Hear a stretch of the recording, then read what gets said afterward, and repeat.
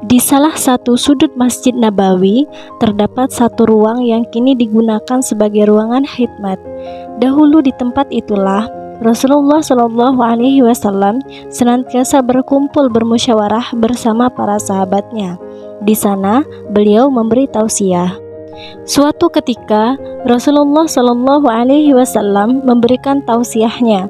Tiba-tiba beliau berucap, "Sebentar lagi akan datang seorang pemuda ahli surga." Para sahabat pun saling bertatapan. Di sana ada Abu Bakar As-Siddiq, Utsman bin Affan, Umar bin Khattab, dan beberapa sahabat lainnya. Tak lama kemudian, datanglah seorang pemuda yang sederhana. Pakaian pemuda itu sederhana, penampilannya sederhana, wajahnya masih basah dengan air wudhu. Tangan kirinya menenteng sendalnya yang sederhana pula. Pada kesempatan yang lain, ketika Rasulullah Shallallahu Alaihi Wasallam berkumpul dengan para sahabatnya, beliau pun berucap, "Sebentar lagi kamu akan melihat seorang pemuda ahli surga." Dan pemuda sederhana itu datang lagi dengan keadaan yang masih tetap sama, sederhana.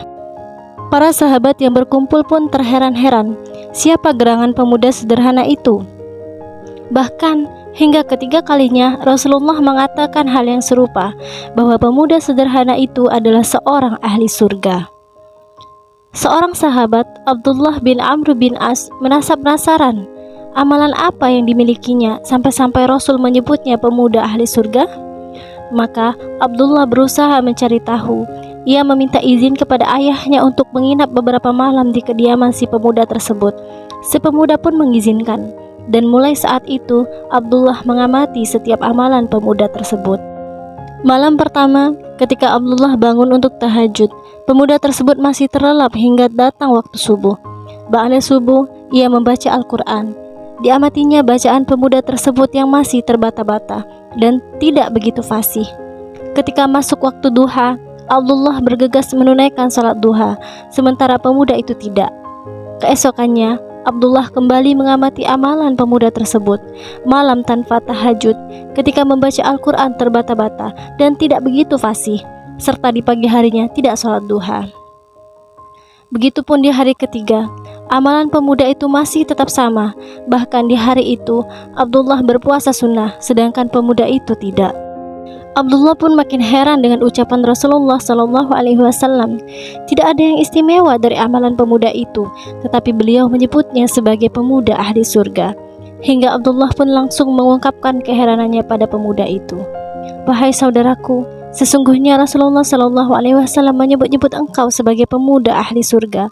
Tetapi setelah aku amati, tidak ada amalan istimewa yang engkau amalkan. Engkau tidak tahajud, bacaanmu pun tidak begitu fasih. Pagi hari pun kau lalui tanpa sholat duha, bahkan puasa sunnah pun tidak. Lalu, amal apa yang engkau miliki sehingga Rasul menyebutmu sebagai ahli surga?" Saudaraku, aku memang belum mampu tahajud, bacaanku pun tidak fasih.